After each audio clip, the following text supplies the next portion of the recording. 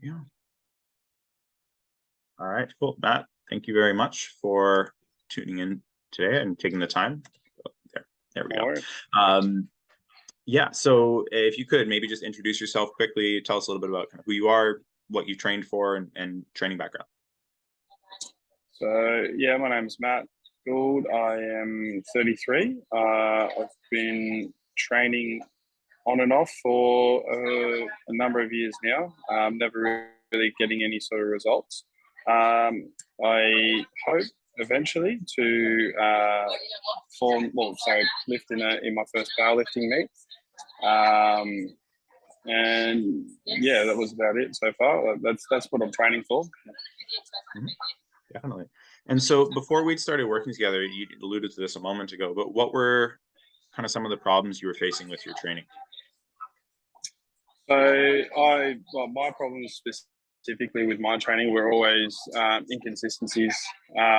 Obviously, self training. I was self trained, self taught on all my lifts and my programming as well.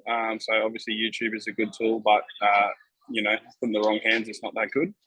So my limitations were always technique, mobility, and then obviously I would overtrain myself, not understanding. I would just try and max out all the time. I would just try and do. I didn't feel like it was a good session unless I was hurting afterwards. I realize that's not always the case now, but yeah, Yeah. that's my experiences. So. Yeah, definitely. So with kind of your training leading up to just before we'd started with Momentum program, where were you at for numbers and yeah, other metrics, if any, that you followed with your training? So leading up to it, I'd actually just recently suffered a hamstring tear on a deployment. So I was not hitting much at all. Before that, I think my best numbers were maybe a 130 bench, a very ugly 220 deadlift. And when I say very ugly, it was very ugly. And a 180 half squat, I think it was, is what I would call it now that I've learned a bit more. Um, so, and this is all in kilos, obviously, but yeah, no, I had no confidence with those movements, although I felt strong that I could perform them. Yeah, no, that's where I was at beforehand. Yeah. So when we'd started, it was an interesting position to start in, right? Because you had just gotten back Mm-hmm. from a good chunk of time off Yeah, from training. And so in yeah, some ways it afforded us a lot of extra room in the training while we were ramping up and increasing the weights to basically force us to start light and identify technique issues with each of the lifts and mm-hmm. build some accessory work and mobility training and even just direct technical changes to the lifts to help out a lot with that. Yeah. Best thing I ever did, I reckon. Yeah. Oh, oh, I'm sure there's other ones, but I feel like you can add it to the list, right? Um, Yeah. I think one of the big things that stands out that you'd mentioned in one of our other calls is just how much of a difference you felt from a mobility standpoint. Like I haven't seen you squat high in months. Yeah, I have to give it to you. There's a number of funky exercises that we put into this program that I had never once heard before or even thought about doing. And I am forever grateful that we did them because I think there was at one point I think it's this right side lying hip thing. I don't know what it is. It's in the program, but it completely unlocks the left side, my left leg, well, from the groin all the way through, which has been absolutely mind-boggling. And just I didn't. I always thought that my ankles were my limiting factor, and I've realised that it was a lot to do with my head. Increase that mobility, and it's been amazing. Yeah, no, agreed. Yeah, that was a right side lying glute max or a knee to knee. I forget which one, but yeah, no, I suppose as a kind of the overarching theme for your mobility work has been less on the stretching side of things, and as you'd say, more conventional mobility stuff, and more around focusing on alignment and getting you a good feel for that, and then working with your nervous system to cement that in. And that's been really productive, where, as you said, it just feels like, oh, everything unlocks, as opposed to this very transient feeling, right? 100%. 100%. So by the end of Momentum, we're just wrapping up week 16 here. What have been your bests on the program so far?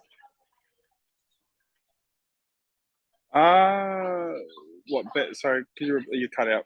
Like your best lifts so far on like the heaviest squat, bench, and deadlift you've done out? So just recently, I hit a 200 kilo deadlift for 2, just as a top set, and felt absolutely amazing. So I haven't really tested out a max on that yet, but I feel very confident in that one. It felt really good. It was a 170 squat for a single before backing down to 165 for my main work. And I think previously, like, my 180 squat was my best, and that was, like I said, very ugly. And that one felt really smooth. I think I sent you the video of that one, and I really enjoyed it. Everything clicked that session. Actually, it was a very good session. And a 140 bench for a double. Still a little bit of technique work that needs to go into that one, but I felt really strong, really confident with it. It just felt really good all around that day, actually. So yeah, they're the best, and I can tell you there's so much more left in the tank now that's starting to work. So, and they were my best beforehand, but nowhere near with the confidence that I have now in them. Yeah, no, the increases in quality in the lifts, both mobility, technique, and, as you said, the confidence change in it has been really tremendous, and always hard to quantify that, but it was really cool seeing just the difference in week 1 versus week 16 on not just those, but your accessory I'd work. love to see week 1 as opposed to... Yeah. Oh yes, sorry. But yeah, no, it's been really good. So if you were to kind of take top couple big takeaways from the training, what were kind of the big eye-opening moments for you through Momentum?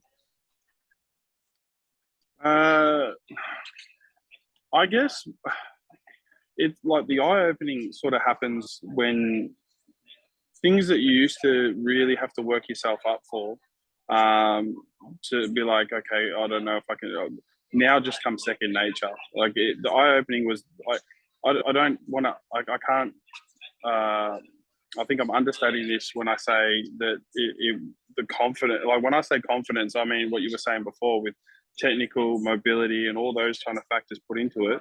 That confidence that I have in each movement now after doing this is phenomenal. It means that the limiting factor is actually my strength and not technique breakdown when it comes to certain things. So I am so much more confident in the injury prevention, if I can say that, as in, like, I feel like I'm not going to get injured doing this lift. It'll purely be that I'm not strong enough to do it, and then I can just back it down and work up to it, and that's not a problem.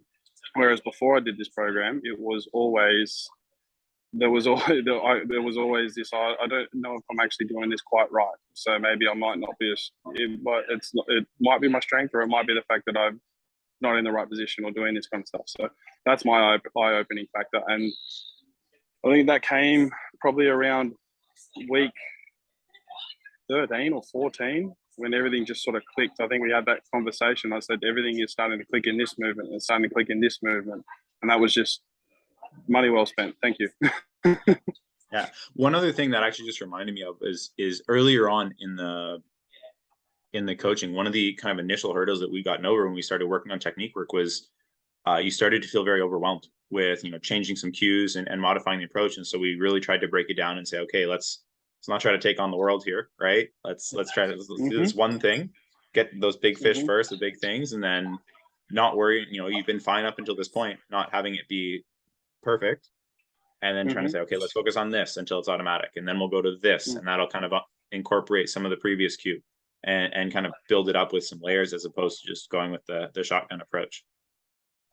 Yeah, it's definitely bigger. It's bigger than I first gave it credit. The amount that goes into this training, the amount that goes into this sport, if you will, the mental, the physical, everything all sort of has to lock in. and you really have to understand how, yeah, the cues, your body, how you're feeling, all that kind of stuff. So this is open my eyes to all of that. Definitely. So if somebody was in a similar situation to you, where maybe they'd sustained an injury, they were kind of looking to get back into some heavier training, but feeling maybe not as confident in that hamstring or whatever might have gotten tweaked, and feeling like, hey, a little frustrated, a little underconfident with my lifts, what would you recommend they do? Like where should they look? Or Oh yeah, 100%. I'd be giving them your number. Yeah, without a doubt. Well, if anything, anybody that talks to me nowadays, when they see how I'm lifting and all that kind of stuff, they're asking me what I'm doing, what am I seeing someone, or have I been to a physio or this and that? And I said no, I got myself a coach, and just bit the bullet and actually went and spoke to the professionals about it, and they said, oh, I said, yeah, you don't do it yourself, get a coach. Like my guy is really, really good. If you want to, and then I'll give them out your information. Whether they come and see you or not is up to them. But in all honesty, it's just you need to speak to a professional that does this full time. I appreciate that. Any final thoughts or kind of anything else you want to add before we wrap up? Yeah, go and get a coach. It's our theme. 100%. Yeah, it's 100%. You need to speak to someone that knows what they're talking about with this kind of stuff. Because I have, for the longest time, been treading water, what it feels like, because I've done in 16 weeks what has taken me upwards of 3 or 4 years that I just wasted. I feel like I wasted, but everything happens for a reason and all that. But I could have done this a hell of a lot sooner and been a hell of a lot fitter. So yeah, that's all I need to say for this. Awesome. All right, fantastic. Thank you very much, Matt. So if you're watching this from home or on your phone or somewhere like that, and you're feeling stuck in your training, maybe similar to Matt here, go on and just comment coaching down in the comments below. I'll get in touch with you and see if we'd be a good fit, see if we could help out. Matt, thank you very much for your time, and talk with you soon. Thanks, man.